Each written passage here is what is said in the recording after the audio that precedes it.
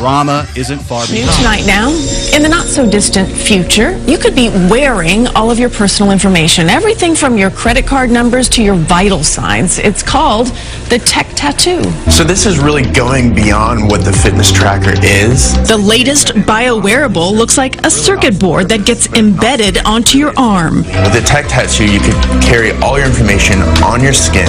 Information like your identification and your credit card numbers. We carry wallets around, and they're so vulnerable.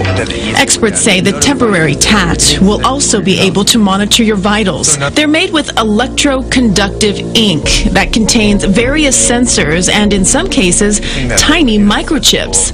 Cosmetic company L'Oreal is also getting in the action with a temporary tattoo that can track UV exposure and alert you if you're in danger of burning. The future will let you leave your debit card at home. JP Morgan Chase is upgrading all their ATMs this year to let you withdraw money using your smartphone. Well, we've come a long way from saying, I got to go tap Mac, haven't we? It's one of hundreds of features brainstormed at the bank's Innovation Center in Columbus, Ohio.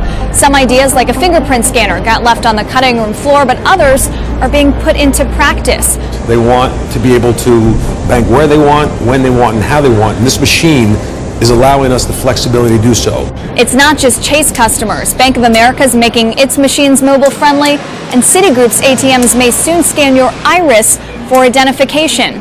The upgrades over the years have made the machines more popular among customers than visiting a teller. Entering the country at Kennedy Airport will now have their faces scanned. All right, Fox 5's Jody Goldberg is live at JFK to show us how that new security technology works. Jody. Derry, Steve, it's all in an effort to make air travel safer. This was first tested at Washington Dulles International Airport, and today's the first day the system is online at JFK.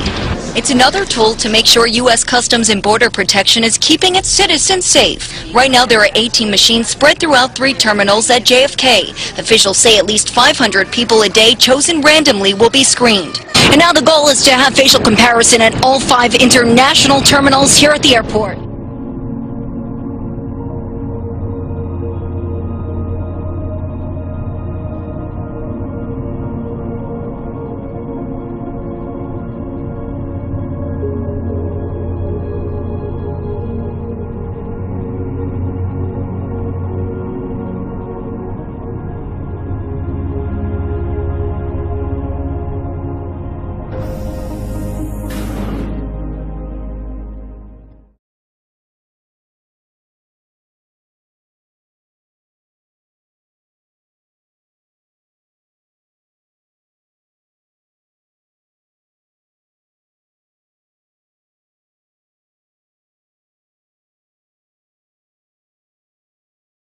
No more questions. Dealing with the devil, passion, tears, and hours of debate later, Satanists will not be leading the city council prayer in Phoenix, nor will anyone else going forward. We have live team coverage on this polarizing decision. No more prayer at Phoenix City Council meetings. It's been replaced with a moment of silence after a Tucson-based satanic group requested to read the invocation. Now the group will get the chance to speak in Tucson. After 3 hours of emotional debate and discussion last night, the Phoenix Council decided to do away with prayers altogether. They created the problem here. I just have to say, as well, city manager, Ed, I'm not done talking. I'm sorry, Ed. I'm not done talking, and when I'm done talking, you can interrupt me. Frankly, it's the most despicable thing that I have ever witnessed in my service to the city. They changed a tradition that's been established for over 40 or 50 years at the city of Phoenix, overnight and done behind closed doors. A shocking development out of Britain, where the government is now letting scientists conduct gene editing experiments on human embryos. With me is Paul Serhal, the medical director of the Centre for Reproductive and Genetic Health here in London. And Paul, what do you make of this announcement that this kind of experimentation will be allowed? Well, I think it's very good news. Gene editing works like a cut and paste technique. It scans DNA, finds a faulty gene, then cuts it and replaces it with a healthy copy. Some British doctors call the approved research unnecessary.